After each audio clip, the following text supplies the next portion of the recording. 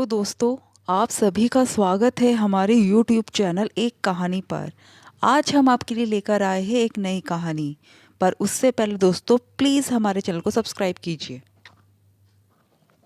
गांव की उस हवेली में आज सारा गांव इकट्ठा था।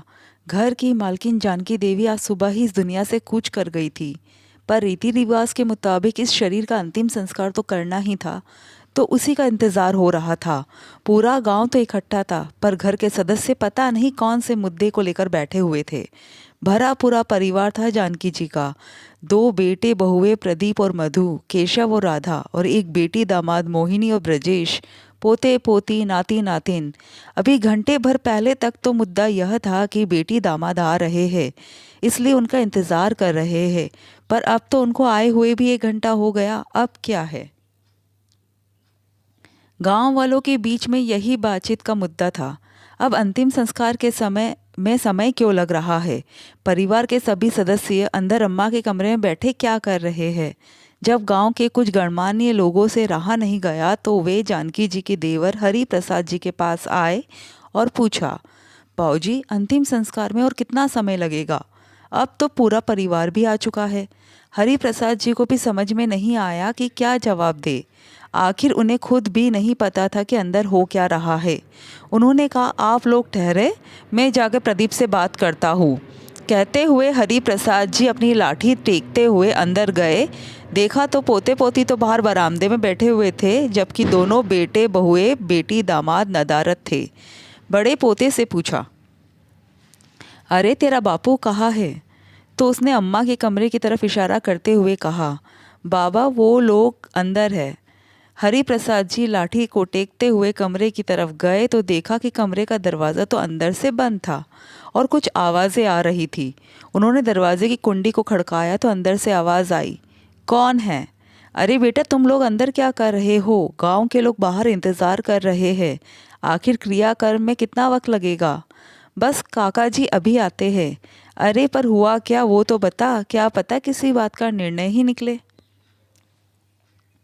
कुछ देर के लिए मौन पसर गया। फिर अचानक कमरे का दरवाज़ा खुला। दरवाज़ा अम्मा के बड़े बेटे प्रदीप ने ही खोला था।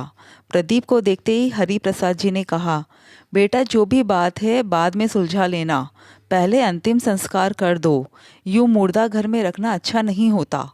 ठीक है काका जी, चलिए पहले इसी काम को निपटाते हैं, प्रदीप ने बेशर्मी से कहा। हरि प्रसाद जी प्रदीप का इतना कहते ही अपनी लाठी टेकते हुए घर के बाहर आ गए। पर हरि प्रसाद जी बुजुर्ग थे, इसलिए समझ चुके थे कि आखिर मुद्दा क्या है, पर चुप रहे। आखिरकार 1 घंटे बाद जाकर जानकी जी का क्रियाकर्म किया गया। क्रियाकर्म के दौरान लोगों ने इस बात को नोटिस किया कि बेटे बहू और बेटी दामाद की आंखों में आंसू तक नहीं थे, बल्कि एक दूसरे को देखकर गुस्सा कर रहे थे। कुछ तो हुआ था उस कमरे में, पर क्या, सब कयास लगाए जा रहे थे। खैर, दाह संस्कार के बाद सब लोग अपने अपने घर को रवाना हो गए। अभी क्रियाकर्म को किए हुए कुछ घंटे ही बीते थे कि हवेली में जोर जोर से चिल्लाने की आवाज़ें आने लगी। फिर से गांव के लोग इकट्ठा होने लगे। घर में बेटे बहुए बेटी दामाद आपस में लड़ रहे थे। अंदर वो लोग लड़ने में मगन थे और बाहर गांव के लोग थू थू कर रहे थे। अरे माँ को गए अभी कुछ घंटे भी नहीं हुए कि देखो कैसे लड़ रहे हैं ये लोग। अरे पिंड छूटा इन लोगों का तो अम्मा से। जितने मुंह थे उतनी ही बातें हो रही थी। कुछ लोगों ने झगड़ा शांत कराने की कोशिश भी की, पर सब बेकार। आखिरकार हरि प्रसाद जी को ही आना पड़ा। क्यों लड़ रहे हो तुम लोग? शर्म नहीं आती? भाभी को गए अभी कुछ घंटे ही हुए हैं और तुम लोग इस तरह से लड़ रहे हो। काका जी, इन लोगों ने धोखा दिया है हमें, मोहिनी फुफकारती हुई बोली। तू भी तो आती जाती रहती थी इस घर में, और अब की बार तो तू बार बार आ रही थी, क्या पता तूने ही चोरी की हो। अब की बार अम्मा का छोटा बेटा केशव बोला। अरे तुम्हारी औरतें ही रहती थी अम्मा के पास तो सेवा चाकरी के नाम पर, क्या पता इन्हीं लोगों ने हथिया लिया हो। भला कोई भाई अपनी बहन को देकर खुश हुआ है? चुप कर, बहुत ज़्यादा बोल रही है तू। बड़ों का मान सम्मान नहीं है क्या तुझे, जो हम पर चोरी का इल्ज़ाम लगा रही है? अब की बार प्रदीप ने कहा। उन लोगों को इस तरह लड़ते हुए देखकर हरि प्रसाद जी बोले, क्या ढूंढ रहे हो तुम? जो ढूंढ रहे थे वो तो इस घर में है ही नहीं। काका जी के मुंह से यह बात सुनकर सब लोग हैरानी से उनकी तरफ देखने लगे। अरे सुबह से तुमने अम्मा का कमरा पूरा उथल पुथल कर दिया। नहीं मिले ना तुम्हारी अम्मा के सोने के जड़ाऊ कंगन। हरि प्रसाद जी के मुंह से अम्मा के सोने के जड़ाऊ कंगन का नाम सुनते ही सबका मुंह खुला की खुला रह गया। आखिर काका जी को कैसे पता कि अम्मा के जड़ाऊ कंगन घर में नहीं है? जो है ही नहीं उसे क्यों ढूंढ रहे हो तुम लोग? कहते से ही काका जी जोर जोर से हंसने लगे। उन्हें इतनी जोर से हंसता देखकर सब लोग हैरान रह गए।